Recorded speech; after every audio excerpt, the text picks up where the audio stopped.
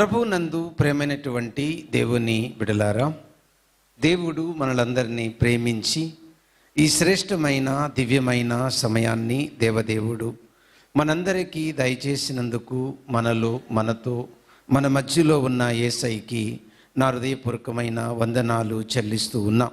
మీరు శ్రద్ధ భయభక్తులు కలిగి మంచి ఫలములు ఫలించి యుగయుగాలు పరలోకపు తండ్రితో ఆనందించాలన్న ఆశ కలిగి దేవుని పాదం దగ్గర కూర్చున్న మిమ్మల్ని అందరినీ అభినందిస్తూ ప్రభు పేరిట మీకు ప్రత్యేకంగా వందనాలు తెలియచేస్తూ ఉన్నాను.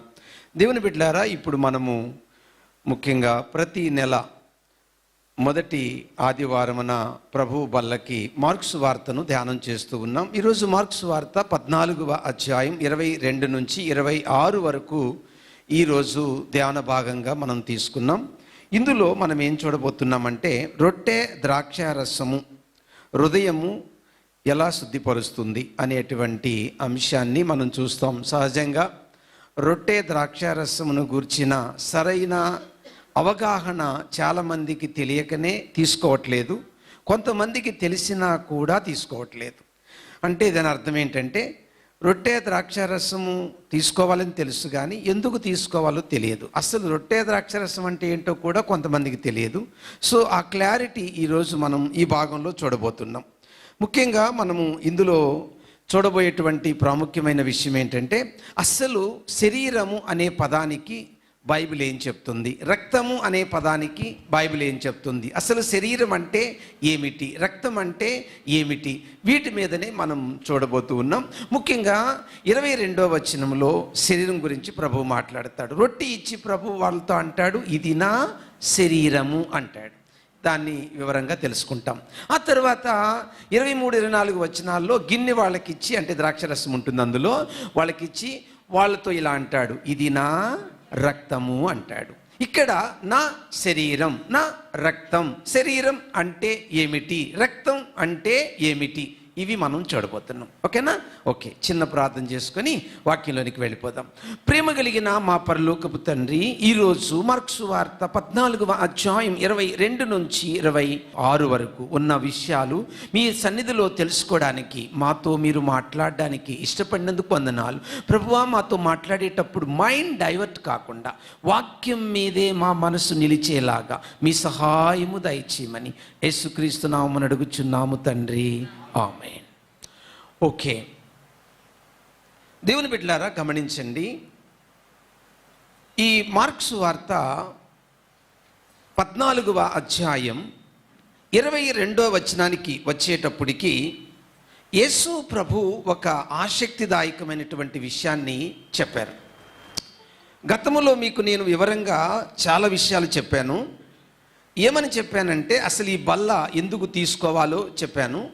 ముఖ్యంగా ఈ సందర్భంలో అసలు శరీరము అనే మాటకు, రక్తము అనే మాటకు ఉన్న అంతరార్థాన్ని మనం చూడబోతున్నాం. ముందు 22వ వచనం చదువమ్మా. 22వ వచనం. వారు భోజనము చేయుచుండగా ఆయన ఒక రొట్టెను పట్టుకొని ఆశీర్వదించి విరిచి వారికిచ్చి, మీరు తీసుకొనిడి, ఇది నా శరీరం అనెను. ఇక్కడ మీరు గమనించండి, యేసు ప్రభు ఈ సందర్భములో నా శరీరము అని అన్నారు కదండి. నా శరీరము, ఈ శరీరం గురించి వివరంగా చెప్తాను, వినండి. మనము లేవీకాండం 1వ అధ్యాయం 4వ వచనాన్ని గమనిస్తే, అసలు ఈ బలులు అనేవి ఎందుకు వచ్చాయి అన్నది అక్కడ రాయబడి ఉంది. చదవమ్మా. 1:4. లేవీకాండం 1వ అధ్యాయం 4వ వచనం. అతడు దహన బలిగా అర్పించు పశువు తల మీద తన చెయ్యి ఉంచవలెను, అతని నిమిత్తము ప్రాయశ్చిత్తము కలుగునట్లు అది అతని పక్షముగా అంగీకరింపబడును.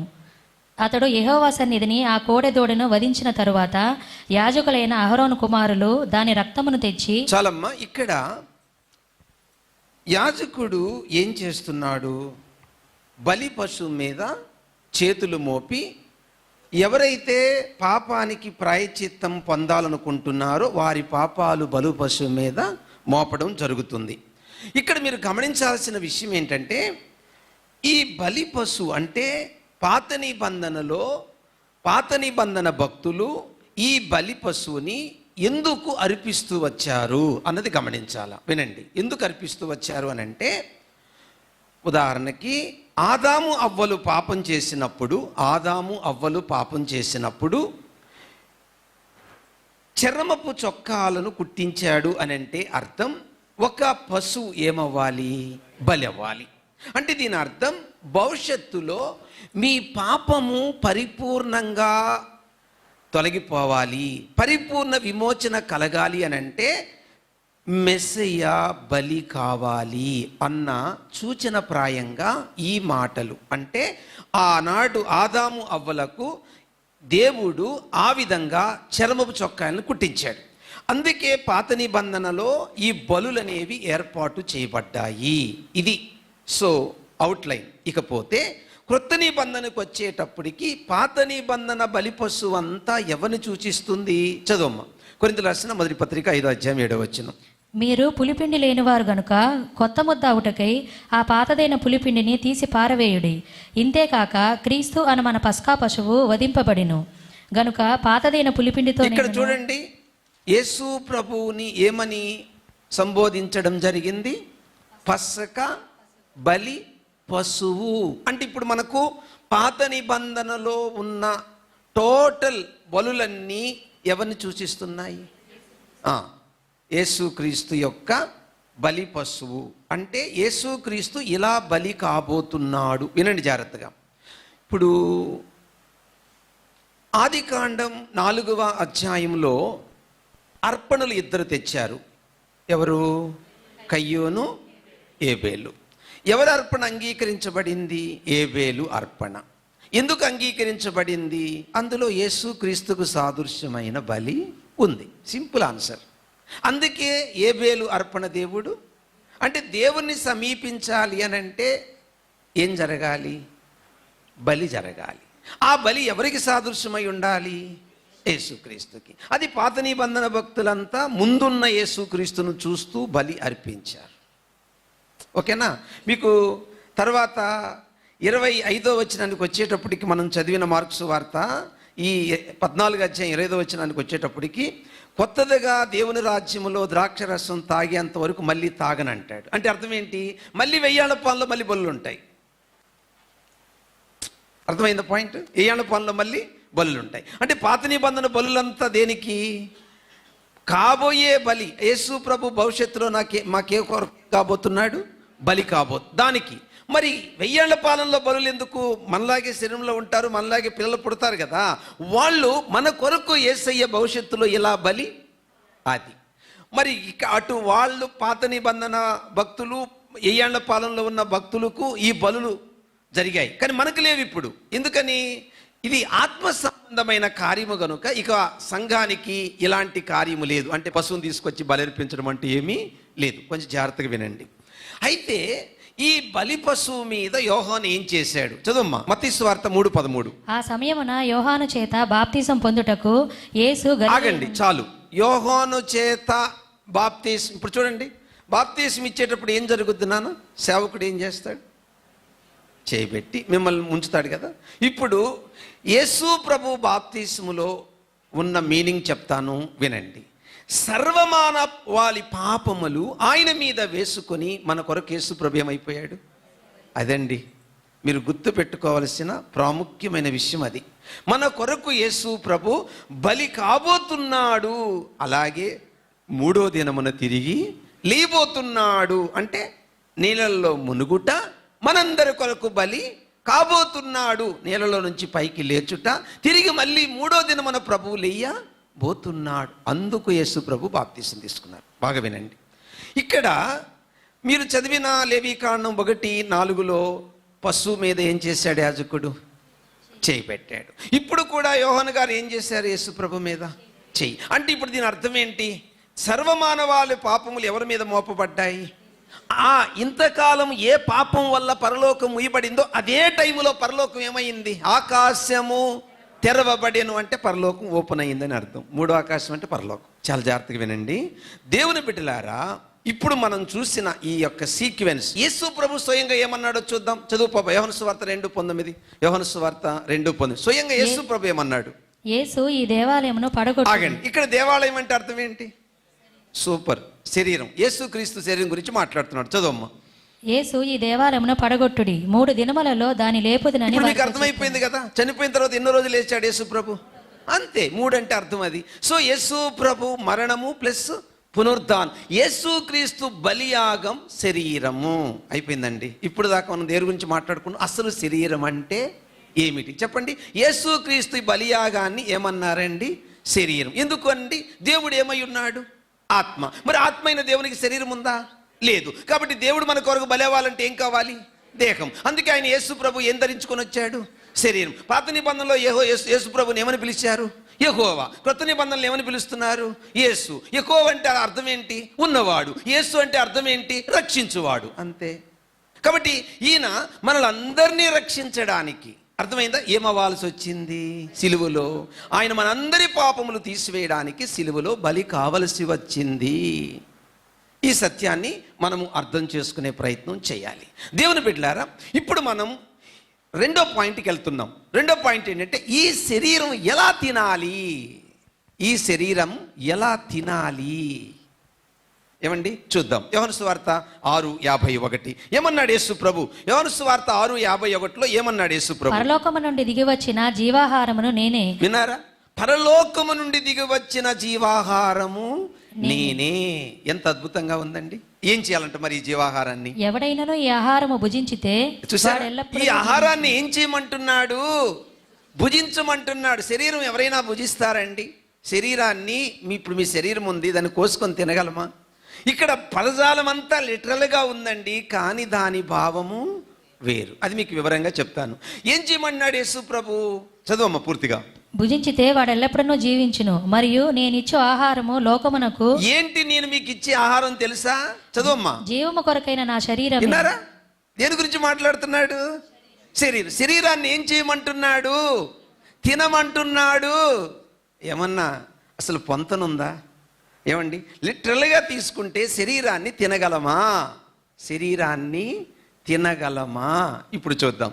రోమపత్రిక 1:1-7 అంటే కిందకొచ్చి చదివితే, శరీరమందు ఎవరి వంశంలో పుట్టాడు యేసు ప్రభు?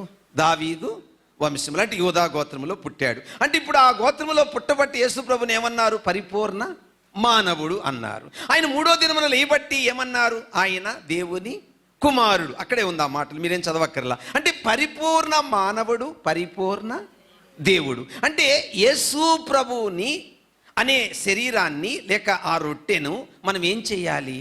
తినాలి అంటున్నాడు. ఇప్పుడు యేసు ప్రభు మరణమును గూర్చిన వార్త, పునరుద్ధానమును గూర్చిన వార్త మన ఆత్మకు ఏమయ్యిందట?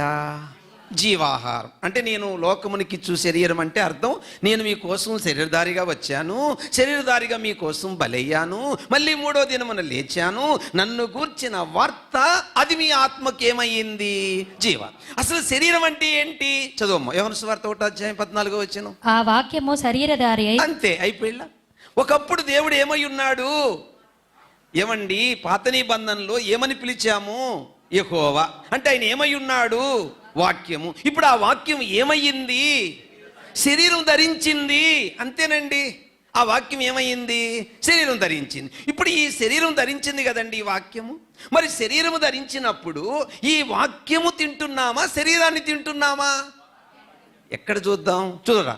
యోహాను సువార్త 6:63 ఆత్మయే జీవింపచేయుచున్నది, శరీరము కేవలము నిష్ప్రయోజనము. నేను మీతో చెప్పి ఉన్న మాటలు ఆత్మయు జీవమునై ఉన్నవి గాని మీలో విశ్వసించిన వారు కొందరు ఉన్నారని వారితో చెప్పి. విన్నారండి? నా మాటలు ఆత్మకి ఏమై ఉన్నవి? జీవము. అంటే యేసు ప్రభు మాటలు దేంతో పాల్చబడిందండి? వాక్యము. వాక్యం దేంతో పాల్చబడిందండి? రొట్టె. యేసు ప్రభు మాటలు వాక్యం అండి. వాక్యాన్ని ఇప్పుడు యేసు ప్రభు ఏమన్నాడు? ఇది నా శరీరము. అంటే ఇప్పుడు రొట్టెను నమ్ముతున్నామా, యేసుక్రీస్తు బలియాగాన్ని నమ్ముతున్నామా? రొట్టెను నమ్ముతున్నామా, యేసుక్రీస్తు బలియాగాన్ని నమ్ముతున్నామా? అర్థమవుతుందా? యేసుక్రీస్తు చేసిన బలియాగాన్ని నమ్మాము అనడానికి గుర్తుగా ఏం చేస్తున్నాము? అంతేనండి. కాబట్టి రొట్టె మనల్ని మార్చట్లేదు. మరి ఏం మారుస్తుంది మనల్ని? ఎవరు మారుస్తున్నారు? దేవుని వాక్యం. దేవుని వాక్యం ఎలా మారుస్తుంది మనల్ని? అది నేను లాస్ట్లో చూపిస్తాను. ఇప్పటి వరకు మనం ఏం చూసాం? పాయింట్ 1, పాయింట్ 2లో పాయింట్ 1 ఏం చూసాం? అసలు శరీరం అంటే ఏంటి చెప్పండి. యేసుక్రీస్తు బలియాగం. ఇప్పుడు 2, ఆ శరీరం ఎలా తినాలి? ఆ శరీరం ఎలా తినాలి? ఆ వాక్యము వినుటయే తినడం. ఇప్పుడు ఏం చేస్తున్నారు? మీరు తింటున్నారు. మరి తిన్నాక మళ్ళీ ఎందుకు తినడం? ఇప్పుడు దాకా నేను విన్నది వాక్యము, ఆ వాక్యాన్ని నేను నమ్మాను, దానికి సాదృశ్యంగా రొట్టె. అదండి అర్థం. ఇప్పుడు పార్ట్ 2కి వెళ్తున్నాను. 2వ భాగంలో మనం ఏం చూడబోతున్నామంటే అసలు రక్తం అంటే ఏంటి. ఇప్పుడు దాకా దేని గురించి విన్నాం? శరీరం అంటే ఏంటి. ఇప్పుడు ఏం వినబోతున్నాం? రక్తం అంటే ఏంటి. ఇప్పుడు ఈ రక్తం గురించి అసలు బైబిల్ ఏం చెప్తుంది? చదువు పాప. లేవీకాండం 14:14. లేవీకాండం 14. అప్పుడు యాజకుడు అపరాధ పరిహారార్థమైన దాని రక్తములో కొంచెం తీసి పవిత్రత పొందగోరు వాని కుడి చెవి కొన మీదను, వాని కుడి చేతి బొటన వేలు మీదను, వాని కుడికాలి బొటన వేలు మీదను దానిని చమరవలెను. ఇప్పుడు బలి అర్పించినప్పుడు ఏమొస్తుందండి? రక్తం వస్తుంది. ఈ రక్తాన్ని యాజకుడు ఏం చేసేవాడు? ఎవరి రక్తం అండి అది? పశువు రక్తం. ఈ పశువు రక్తాన్ని తీసి యాజకుడు ఏం చేసేవాడండి? ఏమండి బాగా వినాలి. కుడి చెవి చివరి భాగం, కుడి చెయ్యి కన్ఫ్యూజ్ అవ్వద్దు, బ్రొటన వేలు, కుడి కాలు బ్రొటన వేలు. అంటే ఈ వచనాలన్నిటి ఈ రక్తం అలా అనగానే ఏమవుతుందండి? పవిత్రీకరణ. ఇప్పుడు అర్థమైందండి. శరీరానికి అలా రక్తం తాకగానే అర్థమైందా? దేనికి శుద్ధి వచ్చింది? ఆత్మకు శుద్ధి. బాగా వినండి. ఇప్పుడు మనం ఇందాక చదివాం ఏమని? శరీరమును అనుసరింపక ఆత్మను. అంటే గతంలో ఏమనుసరించేవారు ఆత్మశుద్ధికి? శరీరం అనుసరించడం అంటే ఏం చెప్పాను ఇప్పుడు? రక్త ప్రోక్షణ. అర్థమైందండి. సో ఇప్పుడు మారింది. ఏం మారింది? నేరుగా జీవాహారం దేనికి అందింది? ఆత్మకు. నేరుగా రక్త ప్రోక్షణ కూడా దేనికి వస్తుంది? ఇప్పుడు ఆత్మకు. ఎలా వస్తుందో ఇప్పుడు మీకు చెప్పబోతున్నాను. ఎలా వస్తుంది? ఇప్పుడు ఎబ్రీ 14 చదవము ఒకసారి. ఏలయనగా ఎడ్ల యొక్కయు మేకల యొక్కయు రక్తము పాపములను తీసివేయుట అసాధ్యం. విన్నారా? మరి అలాంటప్పుడు ఎందుకు పాత నిబంధనలో రక్తము ఇలాగా బ్రొటన వేలు మీద, చెవు మీద, వీటి మీద ఇవ్వడం జరిగింది? నీకు నేను ఆల్రెడీ స్టార్టింగ్లో చెప్పా ఈ విషయం వివరంగా. ఏమని? భవిష్యత్తులో మన కొరకు బలి కాబోతున్న యేసయ్యకు సూచనగా ఆనాటి ఏం జరిగింది? బలి. అంటే ఇప్పుడు పాత నిబంధన భక్తులకు కూడా ఎవరి రక్తం అవసరము? అదండి, అది గుర్తుపెట్టుకోవాలి మీరు. యేసుక్రీస్తు బలియాగము వారికి, మనకు, అందరికీ, లోకానికి ఉపయోగపడింది. దేవునికి మహిమ కలుగును గాక. ఇప్పుడు చదువు పాప. పేతురు రాసిన మొదటి పత్రిక 1:19. అమూల్యమైన రక్తము చేత. చిన్నారా? మరి ఇది ఏ రక్తం అయ్యింది? యేసు రక్తం. పూర్తిగా చదువమ్మ. అమూల్యమైన రక్తము చేత అనగా నిర్దోషమును నిష్కళంకమునగు గొర్రెపిల్ల వంటి క్రీస్తు రక్తము చేత. చూసారా మీరు? ఆ పోలిక చూసారా? పాత నిబంధన భక్తులు ఏం చేస్తూ ఉండేవారు? పాత నిబంధన భక్తులు ఏం చేస్తూ ఉండేవారు? ఇప్పుడు ఏమన్నా ఈ పశువు అంటే ఇప్పుడు మనం చూసాం కదా, నిర్దోషమైన నిష్కళంకమైన. అంటే ఇక్కడ ఏం చూపిస్తున్నాడు? దానికంటే ఇదేమైంది? అమూల్యమైన. ఎందుకు అది అమూల్యమయమైంది? యేసు ప్రభు రక్తము ఎందుకు అమూల్యమయమైంది? చూపిస్తా, తొందరపడకండి. ఎబ్రీ పత్రిక 9వ అధ్యాయము 22 నుంచి 24 దాకా. మరియు ధర్మశాస్త్ర ప్రకారము సమస్త వస్తువులను రక్తము చేత శుద్ధి చేయబడుననియు రక్తము చిందింపకుండా పాపక్షమాపణ కలుగుదనియు సామాన్యముగా చెప్పవచ్చును. పరలోకమందున్న వాటిని పోలిన వస్తువులు. పరలోకమందున్న వాటి పోలిన వస్తువులు. ఇట్టి బలుల వలన శుద్ధి చేయబడవలసి ఉండెను గాని పరలోక సంబంధమైనవి వీటి కంటే శ్రేష్టమైన బలుల వలన శుద్ధి చేయబడవలసి ఉండెను. అందువలన నిజమైన పరిశుద్ధ స్థలమును పోలి హస్తకృత్యమైన పరిశుద్ధ స్థలములలో క్రీస్తు ప్రవేశింపలేదు గాని ఇప్పుడు మన కొరకు దేవుని సముఖమందు కనబడుటకు పరలోకమందే ప్రవేశించెను. ఇప్పుడు మీరు గమనించండి. గతములో యాజకుడు ఈ రక్త ప్రోక్షణ ఒకవేళ ఈ చెవి మీద, బ్రొటన వేలు మీద, కాలు బ్రొటన వేలు మీద వేసినప్పటికీ అది పరిశుద్ధ స్థలంలోకి వెళ్ళగలడా? Yes are no? ఇప్పుడు నేను తప్పు చేశానండి, యాజకుడు నా కోసం ఏమర్పించాడు? నా బదులుగా బలి వేసి నా పాపములు ఎవరి మీద మోపాడు? పశువు మీద. ఇప్పుడు ఆ రక్తముతో నన్ను ఏం చేశాడు? ప్రోక్షించాడు. ఇప్పుడు నేను అతి పరిశుద్ధ స్థలంలోకి అడుగు పెట్టగలనా? ప్రధాన యాజకుడు సంగతి వదిలేయండి, యాజకుడు కూడా పెట్టలేరు. సంవత్సరానికి ఒకసారి ప్రధాన యాజకుడు వెళ్తాడు, సరే ఆయన పక్కన పెట్టండి. సామాన్యం ప్రజలు అక్కడ అడుగు పెట్టగలరా? అందుకని ఇక్కడ ఏమంటున్నాడు పేతురు గారు? ఇది ఏ రక్తం అంటున్నాడు? అమూల్యమైన. అంటే ఏంటి? ఈ రక్తము అతి పరిశుద్ధ స్థలముకు సాదృశ్యమైన పరలోక పట్టణములో నేరుగా అడుగు పెట్టే అంత ఆధిక్యత యేసుక్రీస్తు రక్తము ద్వారా మనకు కలిగింది. సరే, ఎంత అద్భుతమైన రక్తము! రక్తం అంటే ఏంటంటే మన ఆత్మకు నేరుగా శుద్ధి జరిగింది. ఇప్పుడు దీన్ని ఎలా తాగాలి? ఏదన్నీ రక్తాన్ని చదువమ్మ. 10:16 కొరింథీయులకు రాసిన మొదటి పత్రిక 10వ అధ్యాయము 16వ వచనం. మనము దీవించు ఆశీర్వచనపు పాత్రలోనిది త్రాగుట క్రీస్తు రక్తములో పాలు పుచ్చుకున్నట్టే. విన్నారా? మనమంట ఈ గిన్నెలోని ఈ ద్రాక్షరసం తాగితే దేంతో పాలు పంపులు పంచుకున్నాం? ఇంకా పూర్తిగా చదవమ్మ, ఇంకో మాట కూడా ఉంది అక్కడే. మనము విరిచి రొట్టె తినుట క్రీస్తు శరీరములో పాలు పుచ్చుకున్నట్టే కదా. రొట్టె తింటున్నామంటే అర్థం ఏంటి? శరీరాన్ని తిన్నాము. మళ్ళీ ద్రాక్షారసం తాగామంటే అర్థం ఏంటి? క్రీస్తు రక్తాన్ని తాగాము. బాగా వినండి, దీని గురించే కొరింథీ పత్రికలు ఏమంటాడు? ఎవడు అయోగ్యముగా, అయోగ్యం అంటే అది కూడా ఉంది, వివేచన లేకుండా, ఆలోచించకుండా, పరీక్షించుకోకుండా, దిద్దుకోకుండా అని అర్థం వస్తుంది అక్కడ. అసలు రక్తం ఏం చేస్తుంది? రక్తానికి ఉన్న గుణం ఏంటి? రక్తానికి ఉన్న గుణము శుద్ధీకరణ. మరి ఇప్పుడు మళ్ళీ ప్రశ్న, రక్తం త్రాగడం అంటే ఏంటి అసలు? సరే, మనం ఏం చేస్తున్నాము? ద్రాక్షారసము తీసుకుంటున్నాం, దాన్ని మనము రక్తము త్రాగడం అంటున్నాం. ఇప్పుడు ద్రాక్షరసం నోట్లో పోసుకుంటే దాన్ని ఏమంటారు?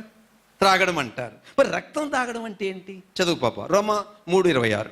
రోమా 3:26. క్రీస్తు యేసు రక్తమునందలి విశ్వాసము అయిపోయి అంతే. యేసు రక్తాన్ని ఏం చెయ్యాలి?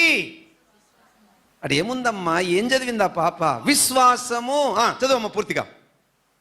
క్రీస్తు యేసునందు రక్తమునందలి విశ్వాసము ద్వారా ఆయనను కరుణాధారముగా బయలుపరిచెను. దేవుడు ఇప్పటి కాలమందు తన నీతిని కనపరచు నిమిత్తము తాను నీతిమంతుడును యేసునందు విశ్వాసము గలవానిని నీతిమంతునిగా తీర్చువాడినై. ఆత్మకు రక్త ప్రోక్షణ జరగగానే దేవుని దృష్టిలో ఏమయ్యాము? రక్తానికి ఎంత శక్తి ఉందండి. ఇప్పుడు ముగింపుకు వచ్చాం, అంశాన్ని వివరిస్తాను. అంశం ఏంటి? రొట్టె, ద్రాక్షారసం హృదయాన్ని ఎలా శుద్ధి చేస్తుంది? చాలా జాగ్రత్తగా వినాలి. రొట్టె, ద్రాక్షారసం హృదయాన్ని ఎలా శుద్ధి చేస్తుంది? మీరు బాగా లోతుగా డెప్త్గా ఆలోచించండి. రొట్టె మళ్ళీ మారుస్తుందా? ద్రాక్షారసం మళ్ళీ మారుస్తుందా? ఈ క్రీస్తు రక్తం, ఈ క్రీస్తు శరీరం మనలో పనిచేసే విధానాన్ని బట్టి మనం ఏం చేస్తున్నాం? నమ్ముతున్నాం. ఇప్పుడు నమ్మకం మీద ఆధారపడి ఉంది. ఏంటది? శరీరం తినడం, రక్తం త్రాగడం. ఏంటి ఆ నమ్మకం? చదవరా. అపొస్తలుల కార్యం 15వ అధ్యాయం 9వ వచనం. అపొస్తలుల కార్యం 15వ అధ్యాయం 9వ వచనం. వారి హృదయములను విశ్వాసము వలన పవిత్రపరిచి. విన్నారా? ఒక్క మాట చాలు. వాళ్ళ హృదయములను, అర్థమైందా? రొట్టె ద్వారా, ద్రాక్షారసం ద్వారా అనుందా? ఇక్కడ ఏంటి? హృదయము శుద్ధి చేసే ఆయుధం ఏంటి? విశ్వాసం. విశ్వాసం. రక్షింపబడింది ఎలాగా? విశ్వాసం. రక్షణలో కొనసాగుతుంది ఎలాగా? విశ్వాసం. పరలోకం చేరేది ఎలాగా? విశ్వాసం. ఆ విశ్వాసం వెనక్కి తీస్తే నరకమే. కాబట్టి నేనేమంటానంటే, నేను విశ్వాసం ద్వారా రక్షింపబడినప్పుడు అది ఎక్కడుంది? నా అంతరాత్మలో. ఇప్పుడు ఆ విశ్వాసాన్ని నేను ఏం చేయాలి? ఇప్పుడు క్రియల్లో కనపరచాల. చెప్పండి, దేంట్లో కనపరచాలా? క్రియల్లో. ఇప్పుడు చూద్దాం వరుసగా. నేను నమ్మినప్పుడు వాక్యం నన్ను ఏం చేస్తుంది, నా క్రియల్లో నేను ఎలా చూపించగలను? వరుసగా చూద్దాం. చదువు పాప. ఎపిసి 5:27. పురుషులారా మీ భార్యలను ప్రేమించుడి, అటువలి క్రీస్తు కూడా సంఘమును ప్రేమించి అది కళంకమైనను ముడత అయినను అట్టిది మరి ఏదైనను లేక పరిశుద్ధమైనది గాను నిర్దోషమైనది గాను మహిమగల సంఘముగాను ఆయన తన ఎదుట దానిని నిలవబెట్టుకొనవలనని వాక్యముతో ఉదక స్నానం చేత, వాక్యముతో ఏ స్నానం? ఉదక స్నానం. ఏ భాష ఇది? అర్థమైందా? ఇది లిటరల్గా తీసుకుంటే వేసి ఉతకాల, బండకేసేసి బాధాల, రెండు కాళ్ళు పట్టుకుని వేసి కొట్టితే ఇంకంతే, వాడు ముక్కలే చచ్చిపోతాడు. చూసారా అక్కడ ఏముంది? ఉతక స్నానం. బాగా నానబెట్టి సరుపులో అయితే బండకేసి బాత్తే మురికి వదులుతుంది. అంటే ఇప్పుడు దీని అర్థం ఏంటి? వాక్యం మనల్ని వేసి ఉతుకుతుంది. వాక్యానికి ఉన్న శక్తి ఇదండి. యాకోబు 1:21 చదవండి. యాకోబు 1:21 వాక్యానికి ఉన్న శక్తి ఏంటో చూద్దాం. యాకోబు పత్రిక. ఎందుకనగా నరుని కోపము దేవుని నీతిని నెరవేర్చదు, అందుచేత సమస్త కల్మషమును విర్రవీగుచున్న దుష్టత్వమును మాని లోపల నాటబడి మీ ఆత్మలను రక్షించుటకు శక్తిగల వాక్యమును సాత్వికముతో అంగీకరించు. విన్నారమ్మా? వాక్యాన్ని ఏం చేయాలి? అప్పుడు ఆత్మకి ఏమొస్తుంది? శక్తి. ఏ శక్తి వస్తుంది? ఏ శక్తి వస్తుంది? ఏ శక్తి వస్తుందన్నా? పాపాన్ని జయించే, పాపాన్ని అసహించుకునే. ఇప్పుడు రక్తం ఏం చేస్తో చూద్దాం. పాయింట్ 2 చదువు పాప.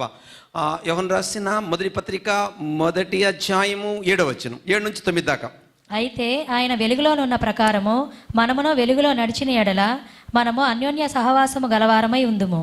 అప్పుడు ఆయన కుమారుడైన యేసు రక్తము ప్రతి పాపము నుండి మనలను పవిత్రులుగా చేయును. వాక్యం ఏం చేసింది? నా హృదయాన్ని చూపించింది. ఇప్పుడు హృదయాన్ని చూపించగానే నేనేం చేశా? బండకేసి బాధ. అంటే పశ్చాత్తాప పడ్డాను అని అర్థం. నిజంగా బండకేసి బాధితే చచ్చిపోతాం. అర్థమైందా? సో ఇక్కడ అర్థం ఏంటి? Real repentance. నేను ఎప్పుడైతే నిజముగా పశ్చాత్తాపడ్డానో అప్పుడు క్రీస్తు రక్తం ప్రతి పాపము నుండి మనలను. అది ఫైనల్. లాస్ట్ మాట చెప్పి క్లోజ్ చేసుకుందాం, బల్ల తీసుకుందాం ఇక. ఓకే, లాస్ట్ మాట చదువు పాప. తెస్సలోనికీయులకు రాసిన 2వ పత్రిక 2వ అధ్యాయం 13వ వచనం. ప్రభువు వలన ప్రేమింపబడిన సహోదరులారా, ఆత్మ మిమ్మును పరిశుద్ధపరచుట వలన. విన్నారా? వరుసగా చూడండి, దేని మీద చూసాం అంతా. పరిశుద్ధత, పరిశుద్ధత. 1 వాక్యం పరిశుద్ధత, 2 రక్తం పరిశుద్ధత, రక్తం పరిశుద్ధపరుస్తుంది, 3 ఆత్మ పరిశుద్ధత. ఆత్మ మిమ్మును పరిశుద్ధపరచుట వలన. అదిగో చూసారా? అంటే పరిశుద్ధాత్మ దేవుడు మనల్ని పరిశుద్ధపరుస్తున్నాడా? బాగా వినండి. వాక్యం ఎలా పరిశుద్ధపరుస్తుంది మనల్ని? విశ్వాసం రా. రక్తం ఎలా పరిశుద్ధపరుస్తుంది? విశ్వాసం. పరిశుద్ధాత్మ ఎలా పరిశుద్ధపరుస్తాడు? అంటే పరిశుద్ధాత్మ లేకుండా ఇవి జరగవు అని అర్థం. అందుకే మీరు పరిశుద్ధాత్మను ఏమి పరచవద్దు, దుఃఖపరచడం అంటే అర్థము ఆయనకి వ్యతిరేకమైనవి చెయ్యవద్దు అని అర్థం. ఓకేనా? అర్థమైందా? ప్రార్థన. ప్రేమ కలిగిన నా పరలోకపు తండ్రి, ఇంతవరకు మీరు శరీరము అనే రొట్టె గురించి, ద్రాక్షరసము అనే రక్తం గురించి, రక్తం అనే ఈ ద్రాక్షరసం గురించి వివరంగా చెప్పారు. అసలు శరీరం అంటే ఏంటి, రక్తం అంటే ఏంటి, ఈ శరీరాన్ని ఎలా తినాలి, ఈ రక్తాన్ని ఎలా త్రాగాలి వివరంగా చెప్పారు. మా లోపాలను దిద్దుకున్నాం, మా లోపాలను ఒప్పుకున్నాం, మా లోపాలను మీ దగ్గర పశ్చాత్తాపడ్డాం. అప్పుడు మీ రక్తం మమ్మల్ని కడిగిందనడానికి సాదృశ్యంగా, నీ వాక్యము మా హృదయంలో లోపాలను చూపించిందనడానికి సాదృశ్యంగా ఇప్పుడు రొట్టె, ద్రాక్షరసం తీసుకుంటున్నాం. ఇవి మమ్మలను మార్చవు. మమ్మల్ని మార్చిన నీ వాక్యానికి, రక్తానికి, శుద్ధీకరించిన నీ రక్తానికి సాదృశ్యమే. కాబట్టి ఇంకా పవిత్రతలో, ఇంకా పరిశుద్ధతలో, ఇంకా నీతిలో, ఇంకా క్రీస్తు స్వారూప్యములో నేను నీ పిల్లలు ఎదిగేలాగా ఆశీర్వదించమని యేసుక్రీస్తు నామమున అడుగుచున్నాము తండ్రి. ఆమేన్.